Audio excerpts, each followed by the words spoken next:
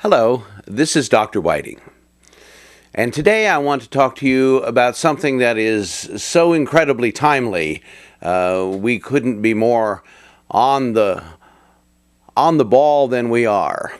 I want to talk to you about communicable diseases, more specifically the current epidemic or pandemic of the swine flu. Flu epidemics occur worldwide every few years. They seem to be cycled around, and various strains of these virus circle the globe and become more or less of a concern. Certainly, this current virus is of concern, as the Centers for Disease Control and the World Health Organization are urging aggressive measures to help contain it.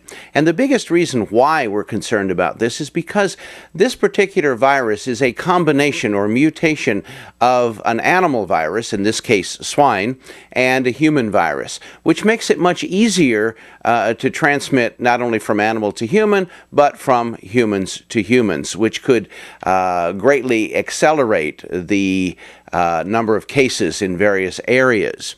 But you have to understand that this isn't the first time this has happened, but people tend to forget until it happens again. We had such things as the bird flu, Asian flu, Hong Kong flu. In fact, according to the Centers for Disease Control, in 1957, there was an outbreak of the Asian flu, and it ended up killing 2 million people worldwide. Then in 1968, we had the Hong Kong flu, and that resulted in 1 million deaths worldwide. In 2003, we had the avian or bird flu, and 257 deaths were attributed to that. What you have to understand is that seasonal flus, that's the flu season that comes around every fall and early winter, produces a fairly high number of fatalities. And according to the Centers for Disease Control, every year about 250,000 to 500,000 people die as a result of regular seasonal influenza. Now granted, most of these people are either elderly or people with compromised immune systems, which brings me to what I really want to discuss with you today. Prevention is very, very important. Now, the standard medical hygienic principles certainly should be used immediately. Those are the things that are discussed on the TV programs like The Doctors, Oprah, and even Dr. Gupta on CNN has mentioned these several times. Such things as washing your hands regularly, covering your mouth when you cough or sneeze, and avoiding concentrated crowds of people. These are the basic things that will really go a long way to help reducing the incidence of this virus or any other. But we need to understand the role that the immune system plays in protecting us. You see, our bodies are exposed to hundreds of potential dangerous pathogens, virus and bacteria, every day. Every day. And if microbes alone cause disease, we'd be sick all of our lives. But the microbes alone don't cause sickness or disease. You have to also have a faulty immune system at the same time. Now, sometimes we pay attention to our immune system, usually when we get sick, but when we're well, we very often just simply ignore it. But our human immune system needs help just like everybody else, and just like every part of us. So, this is a good time with a current swine flu issue that we might want to pay a little closer attention to our immunity. What things affect immunity negatively? Well, your immune system can become exhausted, and when that happens, it is less likely to respond rapidly to an invasion in your body of a virus or a bacteria. And the length of time it takes for your immune system to respond aggressively, build antibodies, really makes the difference between how sick you're going to get. Most of these invading microbes you never know about because your immune system takes care of them before they can make you ill. But as your immune system becomes more sluggish, this situation can change. What are the factors that can affect your immune system? Well, lack of sleep, That's a big one. Sleep deprivation is a very serious issue, especially for the immune system, because the immune system tends to rebuild or to regenerate during sleep.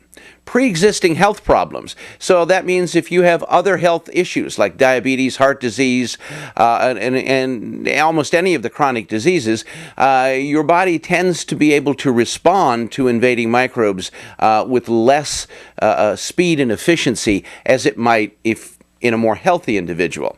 So let's talk about the ways that we can help to build a strong immune system. Well, there are nutrients that have been shown in hundreds of clinical studies to help build the immune system. The first one has to, of course, be vitamin C.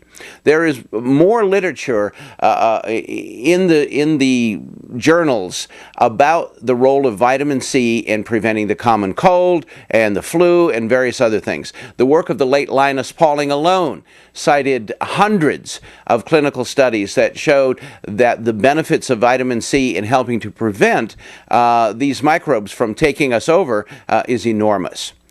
So we add to that strong clinical evidence of vitamin C, the B complex, and various glandular extracts such as thymus, adrenal, and so forth, which can help to boost the body's overall glandular function.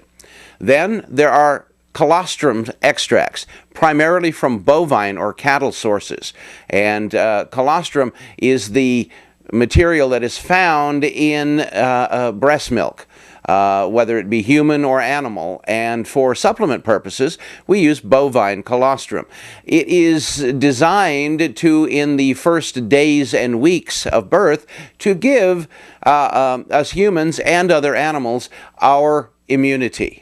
So it is very powerful as far as an immune stimulant. Lastly, we use a substance called beta-D-glucan.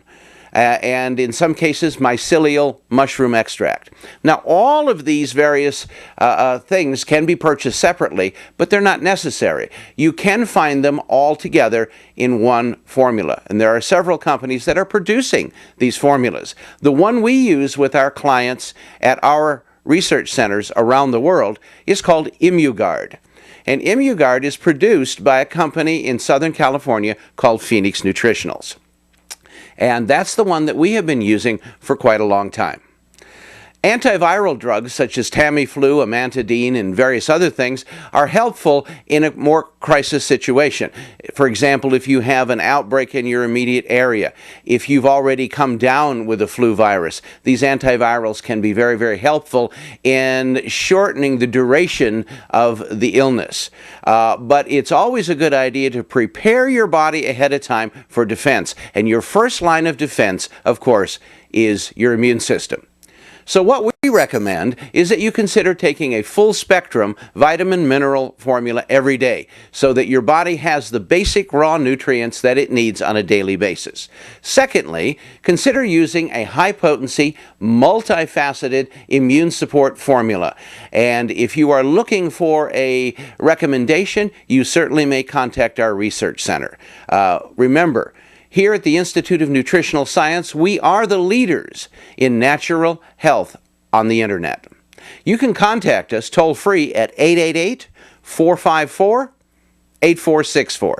You can email us at askthedoc, A-S-K-T-H-E-D-O-C, at healthyinformation.com, and you can visit us on the web at www.healthyinformation.com.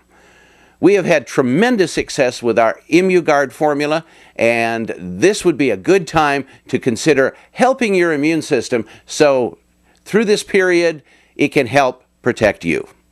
I'm Dr. Whiting, and thank you for listening.